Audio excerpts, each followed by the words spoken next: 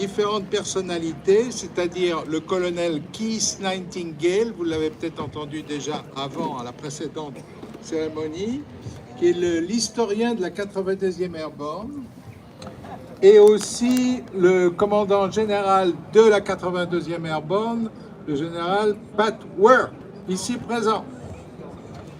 Et je suis Maurice Renaud, je suis le président de l'Association des vétérans américains, fondée à Sainte-Mère-Église il y a plus de 60 ans. Donc, I think we'll start with your presentation, Keith, if you don't mind. Or, yeah, okay.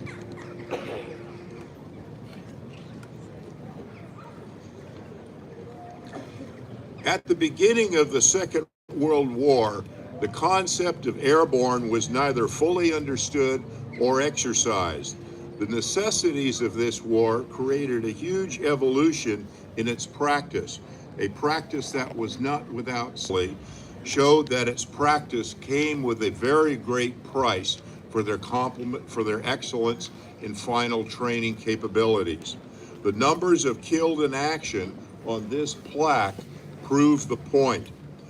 A consistent but unintended consequence of the airborne evolution was the people it contained. Regardless of nation, those that willingly jumped out of an airplane in combat created an ethos that served us all well then and now. These are special people willing to do special things. They act with a high degree of responsibility and duty as they recognize that failure would cause a much larger endeavor to fail. General Ridgway, a few hours before deploying to here on his bed in England, went to sleep reading a passage from the Bible of Joshua. No man shall be able to stand before you all the days of your life. As I was with Moses, so will I be with you. I will not leave you nor forsake you. This is the unstated but core ethos of today's airborne soldiers. Each man and woman knows in their heart that they stand in the door and face the night. There is a vast population that depends not only on their abilities, but on their individual heart. These people are different than others, and gratefully so. The biblical chapter of Isaiah, chapter 6, paragraphs 8 through 13. Then I heard the voice of the Lord saying, whom shall I send for, and who will go for us? And I said, here am I, send me. Regardless of religion or nation, every person that wears a red beret carries Isaiah in their soul.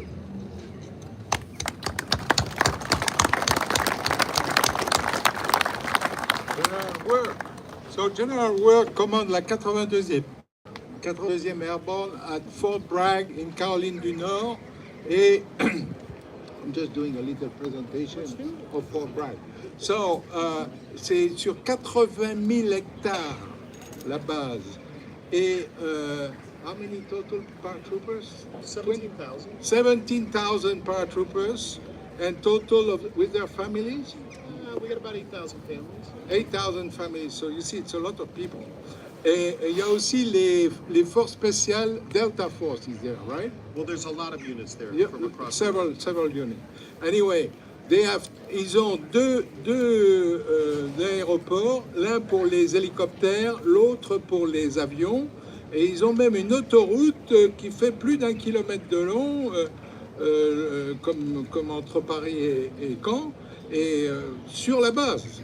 Et donc, il y a la drop zone où ils s'entraînent pour le saut en parachute, s'appelle Sainte-Mère-Église. N'est-ce pas une surprise? So, General, please. Thank you, Maurice. You are welcome. Wonderful to be with you. Bonjour. I'm Pat Work. I'm a paratrooper, and it's a real privilege for us to be here with you today in Sainte-Mère-Église. Thank you, Maurice. Of the nearly 160,000 Allied souls who did the deadly work on D-Day 81 years ago, 23,000 of them were paratroopers. and you honor our airborne ancestors with your presence here today. Before midnight on June 5th, the paratroopers of the 82nd Airborne Division, 101st Airborne Division, and the British 6th Airborne Division crowded into thousands of Allied aircraft, anxiously bracing for the assault landings behind Hitler's so-called Atlantic Wall. Hundreds of gliders would also soon be under tow, with their people awaiting their violent landing somewhere here in the French countryside. One paratrooper described the fixed-wing armada as a sheet of steel passing over the English Channel. And the grand prize, as you know, was the port at Cherbourg to the northwest. The scale was breathtaking. More than 7,000 combat ships, landing craft, and merchant vessels. More than 11,000 Allied aircraft dominated the skies and punished the Nazi defenses. Operation Overlord required the 82nd Infantry Regiment to strike on drop zones to the south of Utah Beach, and we're standing on the division's main objective now. Though still teenagers, many of the paratroopers from the 505th Parachute Infantry Regiment were the battle-tested veterans from the campaigns in Sicily and Salerno Bay in 1943. And the glider riders of the 325th Glider Infantry Regiment had also spilled their blood in the Mediterranean theater. First Lieutenant Robert Mathias, a platoon leader in the 508th who had yet to taste combat, was the first American officer killed in action after midnight on D-Day as he prepared to exit his airplane. And in the fog and flak of aerial war, numerous paratroopers landed scattered, far from their intended objectives. And the Nazis had flooded the Mediterranean plains in the months prior to the Allied attack. And La Marais, these young men slashed themselves as they attempted to cut their way out of their T-5 parachutes. Tragically, more than 30 of them drowned. Many more broke bones, sprained limbs, or suffered terrible bruising. And still they fought, and the combat was vicious. 36 paratroopers from the 2nd Battalion of the 505th landed right behind me here in the church square. They were captured or killed quickly. Recall the story of John Steele. You see him, and we remind ourselves of that every time we come here. Wounded during his descent, he famously snagged his parachute atop the church behind me. In an act of humanity, 2 German soldiers freed him, and they helped their captive by treating his wounds. And like any good paratrooper should, within days, John Steele had escaped. As a colonel, I was blessed to spend many hours with Command Sergeant Major retired Kenneth Rock Merritt. Rock was 20 years old when he jumped with the 508th 81 years ago. Rock once told me about General Ridgway presenting him an award for valor during the Normandy campaign. Rock passed in 2021 at the age of 97. He was a great man. Every one of these airborne soldiers was a mother's son. Most were drafted into wartime service. They were children of the Great Depression, and they were enticed to the airborne by an added $50 a month for the hazardous duty of jumping from airplanes. And after 33 days of brutal combat here in France, our beloved 82nd Airborne Division had a dizzying 1,142 soldiers killed in action and 3,927 wounded before it departed for England. And of the original 2,004 paratroopers from the 507th Parachute Infantry Regiment, less than 800 of them got back on the ship a month later. 1,600 years ago, Vachetius taught us, sivi pacem para bellum. If you want peace, prepare for war. And in our version of the 82nd Airborne Division, when we're not at war, we prepare for war. Our paratroopers still trust us. Our paratroopers still approach the door in the darkness. They still know that they might be okay, they might get injured, or they might end up much worse in the next few precious moments of their precious lives. And our paratroopers still begin their wars as little groups, wherever fate, in the form of an airplane and a parachute, delivers them. And I respect them for it. Merci. Wonderful to be with you today. Thank you. Thank you.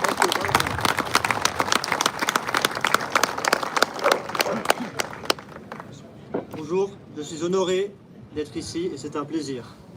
Parmi les près de 160 000 amaliers qui ont accompli le travail mortel ici le jour J, plus de 23 000 étaient des parachutistes. Et votre présence honore nos ancêtres aéroportés. Avant minuit le 5 juin, des parachutistes de la 82e et de la 101e division américaine et de la 6e division britannique se sont entassés dans des milliers d'avions alliés, se préparant avec anxiété à des atterrissages d'assaut derrière le soi-disant mur atlantique d'Hitler. Un parachutiste a décrit l'armada à voilure fixe comme une tôle d'acier traversant la Manche. Le grand objectif était le port de Cherbourg, au nord-ouest. L'ampleur de l'opération était stupéfiante. Près de 7000 navires de combat, barges de débarquement et navires marchands. Plus de 11 000 avions alliés dominaient le ciel.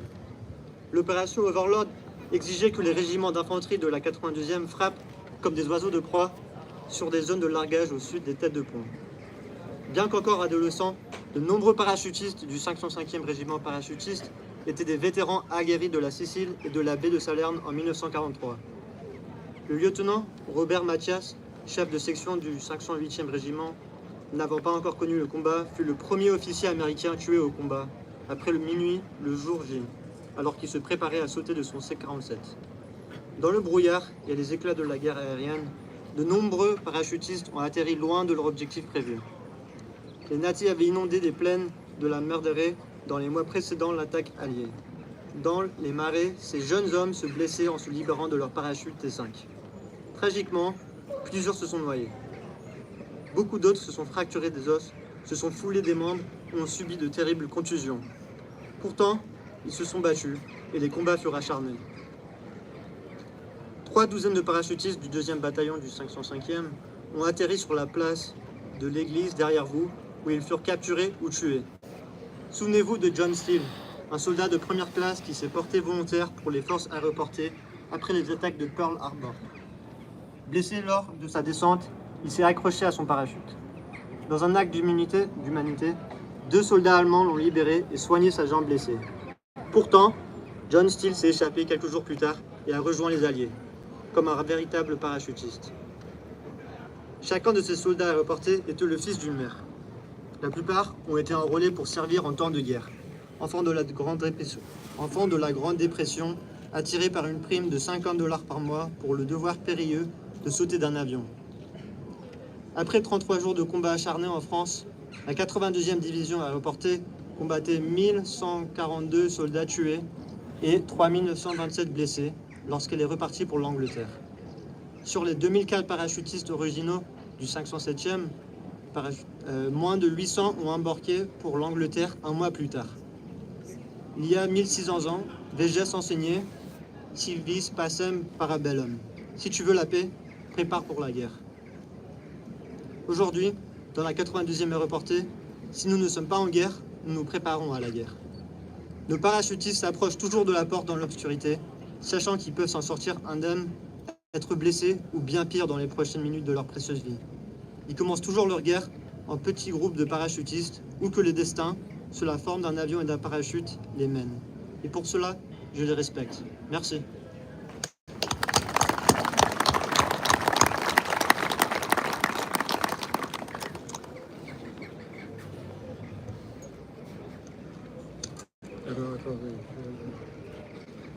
Oui, chers amis, je voulais apporter quelques précisions sur ce monument-là que nous avons placé ici pour le 70e anniversaire, et donc il y a 11 ans.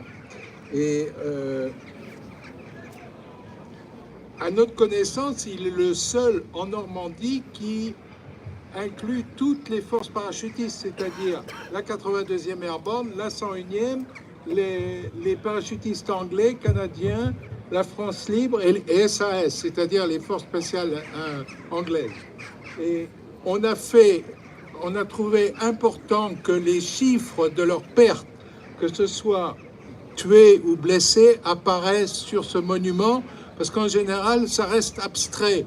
Là, quand vous lisez le nombre de tués et de blessés, vous vous rendez compte que c'était que la bataille. C'est très, très important.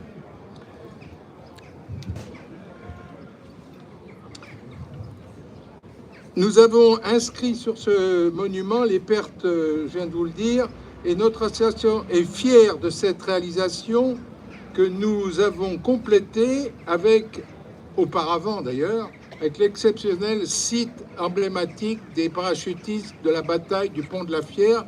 Si vous ne l'avez pas visité, je vous invite à aller, ça se trouve à 3 km ici sur la route destination Pont-l'Abbé-Picauville. Et c'est extrêmement intéressant à voir. Voilà. Merci à tous pour votre attention. Merci à tous. Et maintenant, nous allons procéder à un dépôt de gerbes. OK. Notre distingué secrétaire, Léa, va vous donner la liste des gerbes. Alors, nous allons procéder au dépôt de gerbes. So we will now proceed to the wreath laying. So for the U.S. Armed Forces General Patchwork,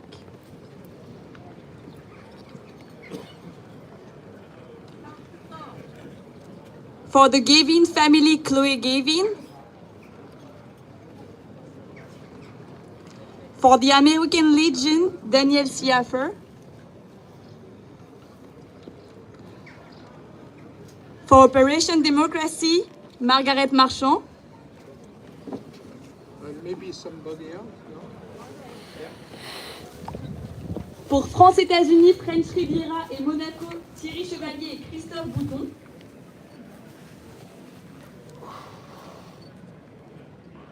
pour les amis des vétérans américains, José Enriquez et le père José Flores,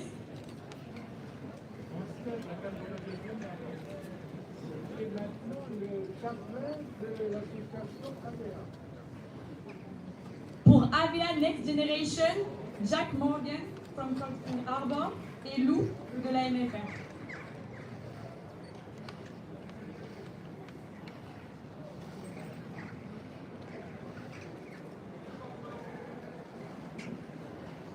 Dépôt de gerbes.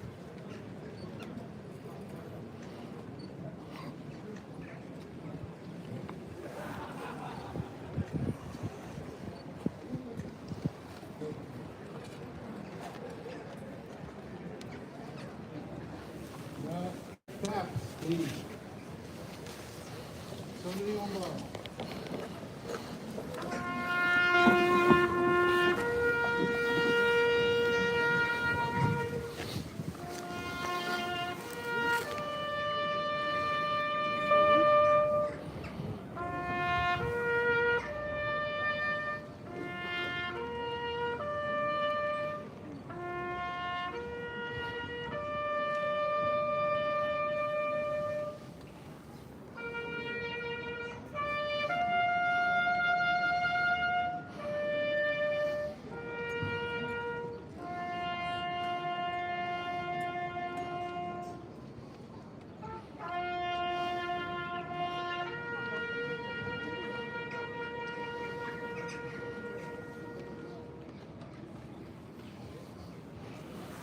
Minute de silence.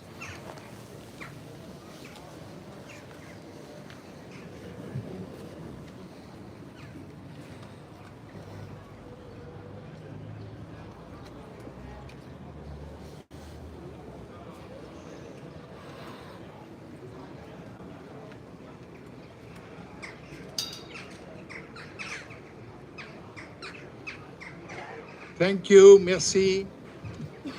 Maintenant, vous allez entendre la Marseillaise et l'hymne américain chanté exceptionnellement par la chorale de la 82e Airborne. C'est une première mondiale. First time they think the French... okay. Oh yeah, go ahead.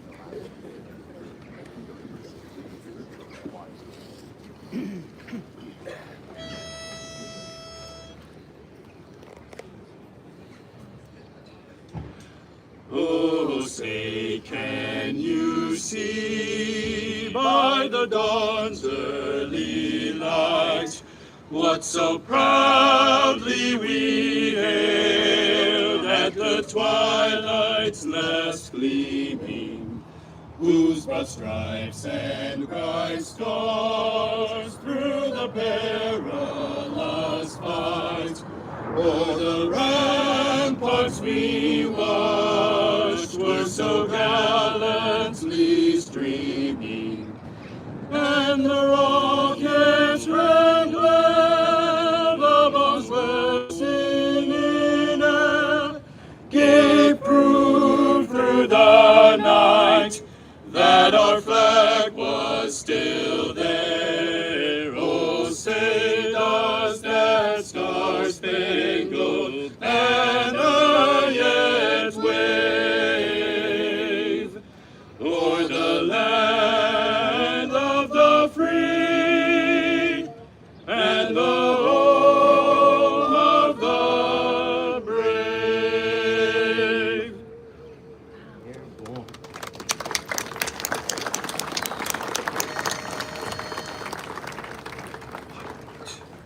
Allons enfants de la patrie, le jour de gloire est arrivé. Contre nous de la tyrannie, l'étendard sanglante la vie, l'étendard sanglante la vie. Entendez-vous dans les campagnes muger ces féroces soldats? Ils viennent jusque dans vos bras, égorger vos filles, vos compagnes. Aux hommes citoyens, formez vos bataillons, marchez, marchez, cassons un peu, abreuve nos sillons. Aux hommes citoyens, formez vos bataillons, marchons, marchons, cassons un peu, abreuve nos sillons.